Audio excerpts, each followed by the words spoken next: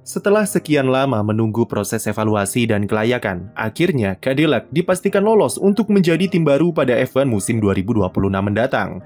Cadillac yang dibacking langsung oleh pabrikan mobil raksasa Amerika Serikat, General Motors, akan menambah barisan persaingan di F1 menjadi 11 tim atau 22 mobil untuk pertama kalinya semenjak 2016.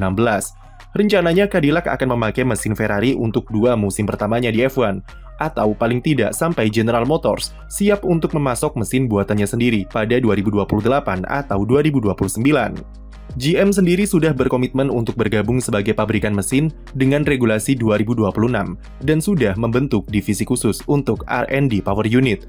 Persiapan mereka untuk jadi tim baru di F1 sudah sangat matang, di mana Cadillac nanti akan punya 3 lokasi untuk basis operasional, yaitu di Amerika Serikat, Inggris, dan Jerman. Di Amerika, basis terbesarnya nanti ada di North Carolina, di mana sekarang sedang dibangun fasilitas pengembangan mesin untuk General Motors seluas 10 hektar dengan biaya 150 juta dolar. Sementara di Inggris, pabrik Andretti yang diresmikan tahun lalu di kawasan Silverstone akan dipakai dalam pembuatan desain mobil yang bakal dibantu dengan menyewa wind tunnel milik Toyota di Jerman. Tim akan dipimpin oleh ex-petinggi Manor Racing, yaitu Graeme Lowden, dan untuk jabatan direktur teknis sendiri akan dikepalai oleh Nick Chester yang pernah menempati posisi yang sama di Renault dan Lotus dulu. Desainer F1 veteran dan mantan senior engineer di FIA, Pat Symonds, juga diplot sebagai penasehat eksekutif untuk engineering di Cadillac. Sepanjang 2024, tim yang sudah dibentuk dari era Andretti tersebut sudah bisa membuat prototipe mobil generasi saat ini, dan sekarang berada dalam tahap awal untuk mengembangkan mobil musim depan. Dengan lolosnya Cadillac jadi tim ke-11 di F1, ini sekaligus mengakhiri saga berkepanjangan yang penuh dengan intrik politik serta alotnya negosiasi antara FOM, General Motors, dan Michael Andretti selaku inisiator tim baru. Dengan jalan yang berlika-liku, sebenarnya seperti apa timeline dari perjuangan Cadillac sampai akhirnya bisa lolos jadi tim ke-11 pada 2026 nanti? Semua bermula dari sebuah tweet yang diketik langsung di akun Twitter atau X pribadi dari Presiden FIA, Mohammed bin Sulayem. Tweet yang diposting di awal Januari 2023 tersebut berisi soal permintaan bin Sulayem supaya FIA membuka proses expression of interest terhadap kemungkinan tim baru di F1. Pernyataan Ben Sulayem itu kemudian memancing ketertarikan dari kubu Andretti yang menggandeng Cadillac sebagai partner untuk menjadi tim baru di F1. Meski pada faktanya, tweet Presiden FIA tersebut sebenarnya sudah direncanakan dari awal sebagai umpan pancing agar Andretti dan Cadillac bisa membuka diri secara formal kepada FIA soal ketertarikan mereka ke F1. Andretti semenjak 2022 sudah melakukan safari politik ke lingkungan F1 karena mereka cukup tertarik untuk melebarkan bisnis balapnya ke ajang jet darat ini. Tapi lewat tweet Ben Sulayem, jalan impiannya akhirnya terbuka secara formal. Melihat ketertarikan positif tersebut, pada bulan Februari 2023, FIA kemudian menindaklanjutinya secara serius dengan membuka proses formal bagi siapa saja yang tertarik untuk mendaftar menjadi tim F1. Dikabarkan terdapat 7 tim yang mengumpulkan pendaftaran, namun hanya 4 tim yang lolos persyaratan untuk bisa maju ke proses evaluasi tahap lanjut yang dimulai pada bulan Mei. 4 tim itu diantaranya adalah Andretti Cadillac, Hightech GP, Lucky Sons, dan tim Rodin yang berasal dari Selandia Baru. Banyak aspek yang harus dipenuhi dalam proses evaluasi seperti stabilitas finansial, kapabilitas SDM serta infrastruktur, kemudian komitmen di F1 nanti seperti apa, sampai value apa yang bisa ditambahkan di F1. Andretti Cadillac sendiri jelas merupakan tim paling niat dari semua tim yang lolos ke proses evaluasi. Mereka sudah memiliki fasilitas yang memadai di Amerika Serikat dan sedang membangun basis besar di Inggris. Struktur tim sudah dibentuk dan memiliki banyak staf ahli dari General Motors untuk pembuatan mobil. Secara finansial, Andretti Cadillac juga memiliki kekuatan yang bisa dijamin stabilitasnya untuk bertahan di F1 selama lebih dari 5 tahun. Uang anti-dilution yang diproposalkan F1 sebesar 200 juta dolar juga bisa dibayarkan dengan mudah jika memang diperlukan. Menggandeng nama besar Cadillac juga sudah pasti membawa value yang besar untuk F1, yang sekarang orientasi pasarnya adalah Amerika Serikat. Bahkan mereka menjanjikan untuk bertransisi menjadi tim pabrikan dengan General Motors yang ingin membuat mesin F1 sendiri di regulasi baru.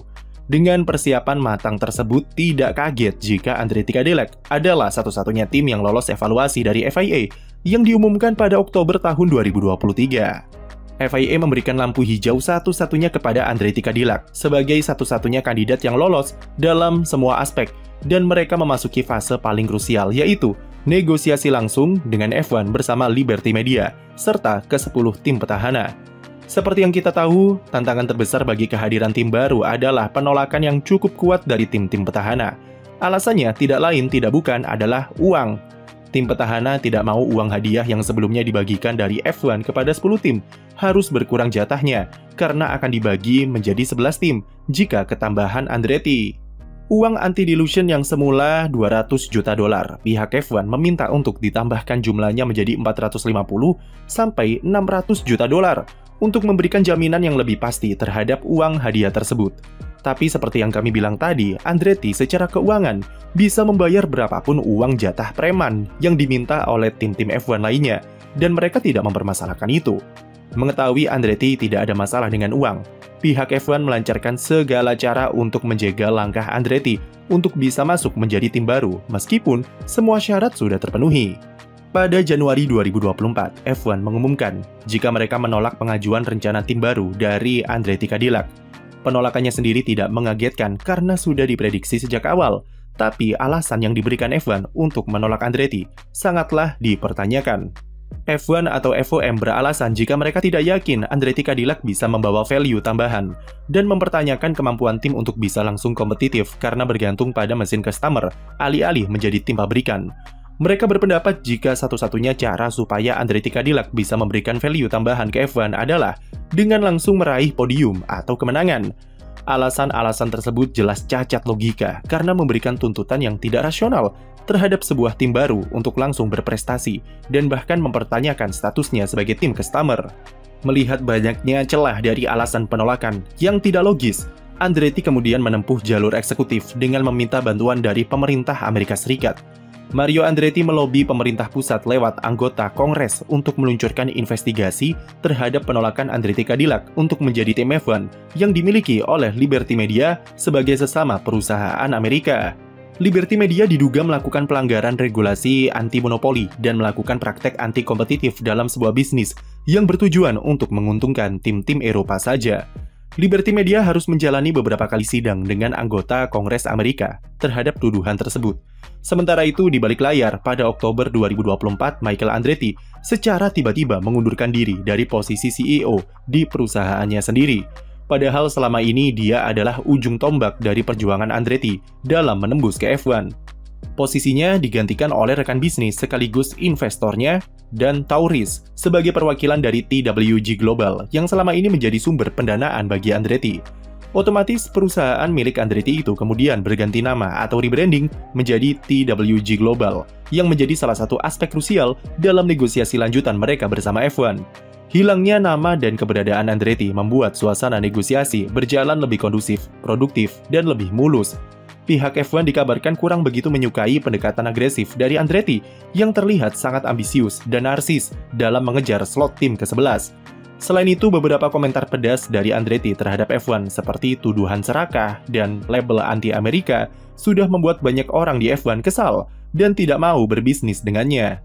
Itulah kenapa F1 sejak awal lebih terbuka kepada General Motors dengan brand Cadillac-nya dibandingkan Andretti karena lebih menjanjikan secara value dan memberikan situasi yang lebih kondusif. Bersama TWG Global selaku operator, Cadillac akhirnya mencapai kesepakatan awal dengan F1 untuk mendukung berbagai langkah evaluasi supaya menjadi tim baru. Sampai kemudian, pada Maret 2025, Cadillac secara resmi dipastikan lolos dan diterima menjadi tim ke-11 di F1 pada musim 2026 mendatang.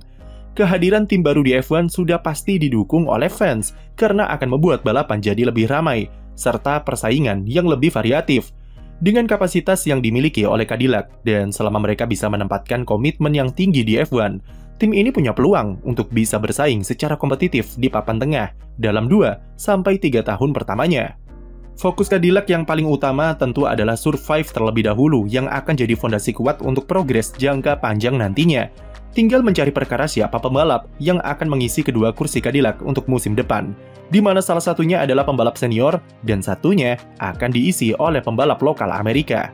Siapa yang akan jadi pembalap Cadillac pada 2026 nanti? Tulis prediksimu di komentar, dan jangan lupa beri like dan subscribe untuk konten F1 lainnya.